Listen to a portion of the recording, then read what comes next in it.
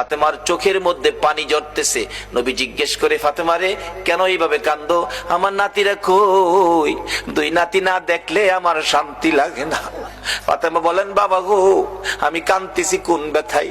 ঘরের পিছনে যাইয়া দেখেন গো বাবা, আজকে 3টা দিন পার হয়ে গেল, আমি ফাতেমার চুলায় আগুন জ্বলে না। আপনার আদরের দুই নাতি না খাইয়া থাকতে থাকতে পেটের খিদার যন্ত্রণায় ঘরের পিছনে গলাগুলি করে নানা নানা কইয়া কাঁদতেছে গো বাবা। আমার নবী পিছনে যাইয়া দেখে গলাগুলি করে নানা নানা কইয়া কাঁদতেছে। নানা গো, পেটের খিদা গো নানা, সহ্য করতে পারি না। আমার নবী বেরিয়ে গেলেন। ঘুরতে ঘুরতে যাইতে যাইতে একটা ইহুদির বাগানে আমার নবী চাকরি নিলেন। কুয়ার থেকে পানি উঠাবেন, গাছের গোড়ায় পানি দিবেন, পানি উঠাবেন, 1 বালতি পানি 8টা, 1 বালতি পানি 3টা করে খেজুর, এইভাবে 8 বালতি পানি উঠাইয়া হাসাইন হুসাইনের মায়ায় আমার নবী বাগানে চাকরি পর্যন্ত নিয়েছে। এই ভালোবাসার হাসাইন হুসাইনে কষ্ট পাবে, এই কাজ আপনারা কইরেন না। আমার নবী 8 বালতি পানি উঠাইয়া 9 বালতি পানি বুড়াইয়া টান দিলে রশি ছিঁড়ে বালতি কুয়ার ভিতরে পড়ে গেছে। ইহুদি দৌড়াই আসছে, পানি উঠাও পানি উঠাও। রশি ছিঁড়ে বালতি পড়ে গেছে, কি দিয়ে উঠাবো? ছিঁড়ে গেছে। না, তুমি ছিঁড়ে ফেলছো? আমার নবীরে কয়, নবী বলে ছিঁড়ে ফেলছে। আমার নবী বলেন, ইহুদি রে, আমি ছিঁড়ি নাই, ছিঁড়ে পড়ে গেছে।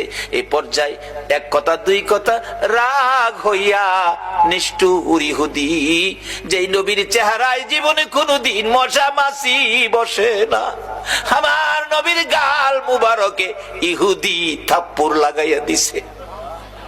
আমার নবী একটা চিৎকার মারছে, ইহুদি রে, পেটের খিদা রে, আমার নাতিরা 3 দিন পর্যন্ত খায় না, আমি রাসূল খাই নাই রে।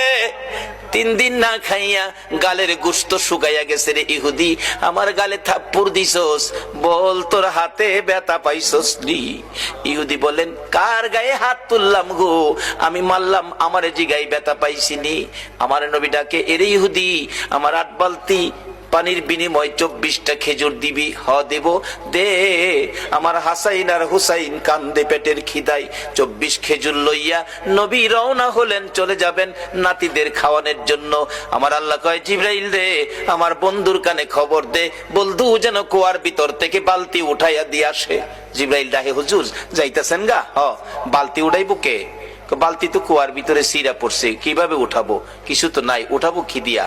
জিবরাইলকে, হুজুর কিছু লাগে না, যেখানে রাহমাতাল লিল আলামিন আছে এখানে কিছুই লাগে না, আপনি কুয়ার ভিতরে হাত দিয়া বালতিরে ডাক দেন। সুবহানাল্লাহ, আসতে কইলেন? পৃথিবীর এমন কোন শক্তি আছে এই মৃত বালতি ডাক দিলে হাতে আইব? কিন্তু আমার নবীর হাতে